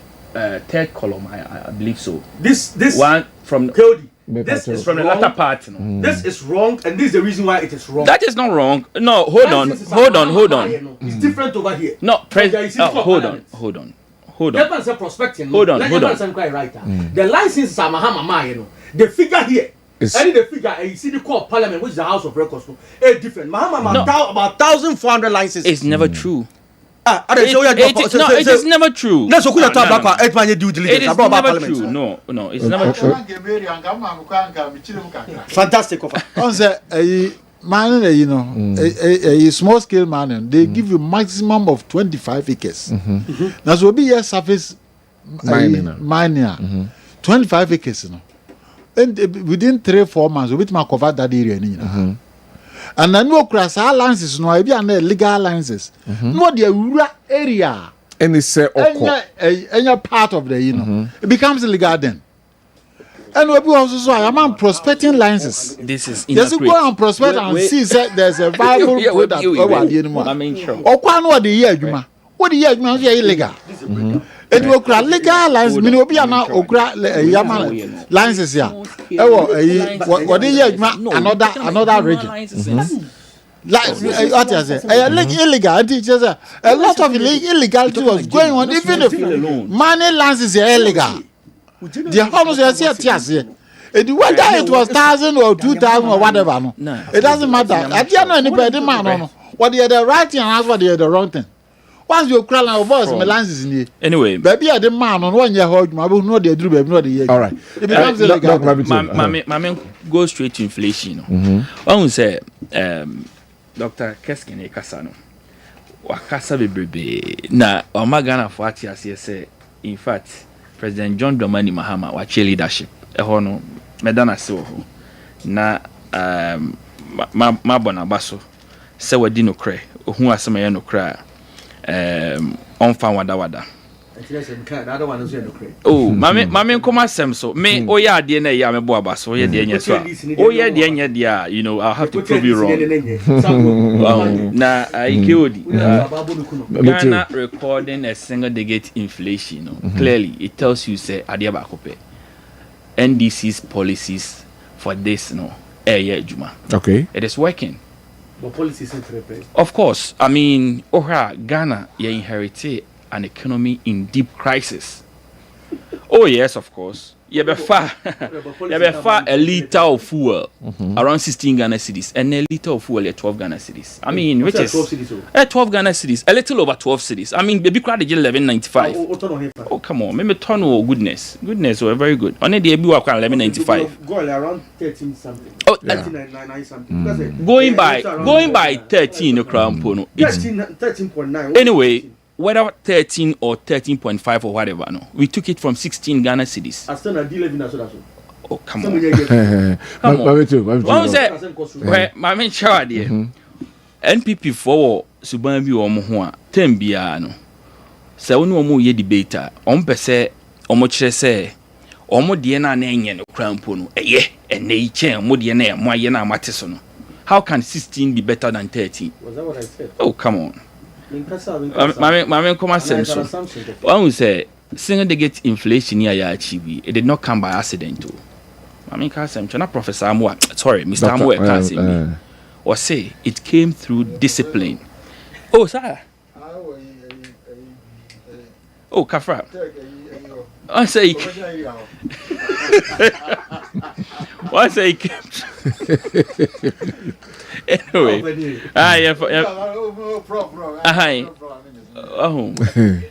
we achieve this through discipline and prudent management. And on na hona na mo like no. Na me hu ni say Ghana fought for abapa. Na bana omoto ye no. Eson fa so ne ne omo say kai. Na President John Dramani Mahama or ni power riba wa hye so de Ghana for. Enye single digit inflation kwani ensabeka ho. Okachi eso be 11 wayi. Betting tax wayi. Okachi wa hye bu bebrebe yenya rehemu. Na ne 4 years mandate here dia mani mra wi ye de. Na Ghana de. Na obia sa kan ni chefa. Was an second businessman omutimi planning.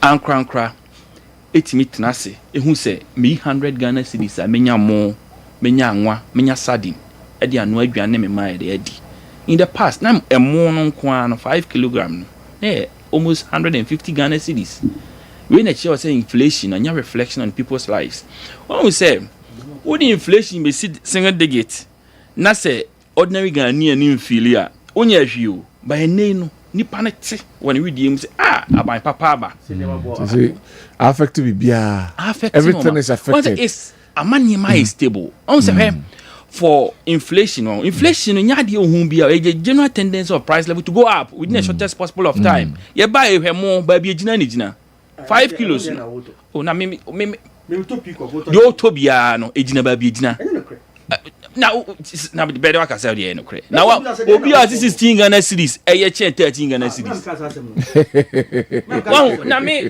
Ghana for be di more dance on 16 13 Ghana for no put on trouser me tell you say trouser me cannot time baby me say ordinary Ghanaian na ofi no onim say fuel ordinary Ghanaian a liter of it no abafem onim say ne but trotro efe ne die as compared to January 7th, I was switching January 7th.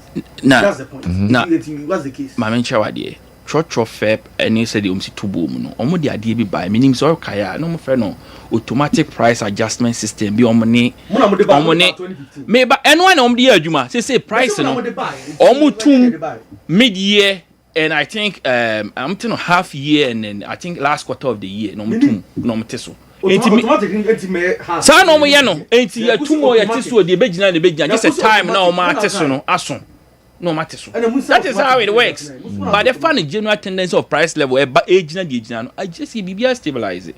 In a way, a businessman, which me say, oh, next year,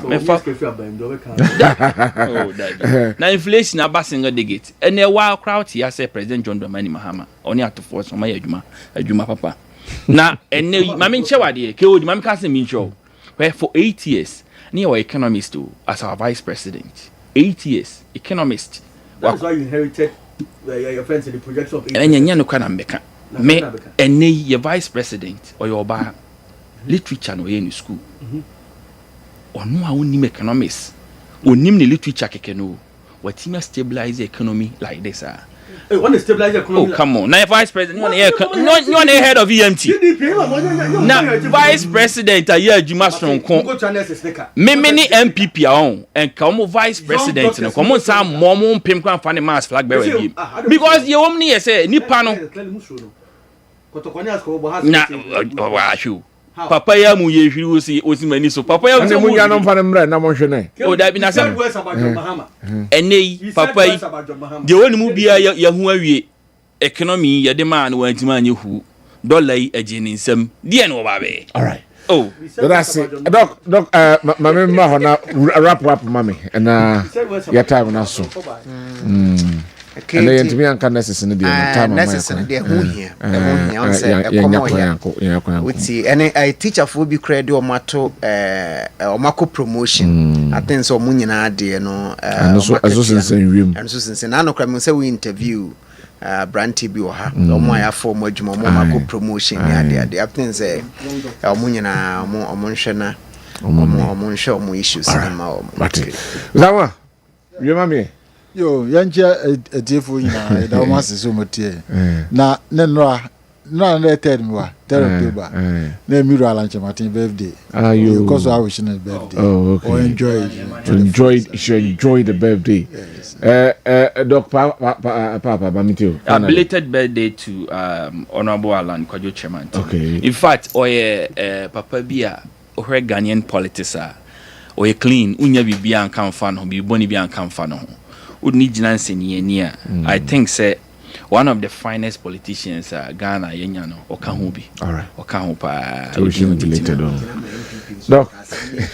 Oh, na oral lunch mama no happy belated birthday. Me say we Ghana ni a wabon homodin. E wo de oye mu. Na masre galamsi insensem no say Ura Mahama should set up. All right. He started failing too early. 9 months here mobile. A lot of things will change. Teachers here almost guy back was on when this or the party can as if you now buy. You know, also bunko to do like teachers when the cast of pay alawa and then but what is happening today? Nurses and palawa na pay jobs, then jobs require na farm or mama grand yamuka. Young doctors and so Edward Modi have a trouble thing. A shall send them to do. Ura Mahama, you promised Ghana for something far better than I do, you know. Mr. Live up to expectation because what fail and I will fail it too early. All right. Thank you very much. Yefajubedino NCA and Numre na yen sorry so I have 3 doctors and my uncle. And the professor. Anyway, Medasi for your time and then for giving us that insightful discussion analysis. Mr. Joseph Amwa, a senior member, Movement for Change, Otenenka, Dr. Kessben Owusu Puku, Ashanti Regional Communication Team member, NPP, Otenenka, Dr. Barnabas Adey, Amanfo Lecturer, Department of Educational Leadership, Amstead, Nafi, Dr. Francis Papa Ejabin, and also a lecturer, Brick School, Russia, Kasama NDC. Medini Kwabena Owusu Dankwa beda malamaya ono ene share medina si. And then together with our technical team, omo na boa man fidie ndi hunu aye television so ni amoti or radio so omo nyina eboa the director sound or director ye the hair sound hair camera MCR4 and afi aye technician on duty omo nyina beda mase. Nyame adoma emepem obesan atienka yakramo. Bye bye.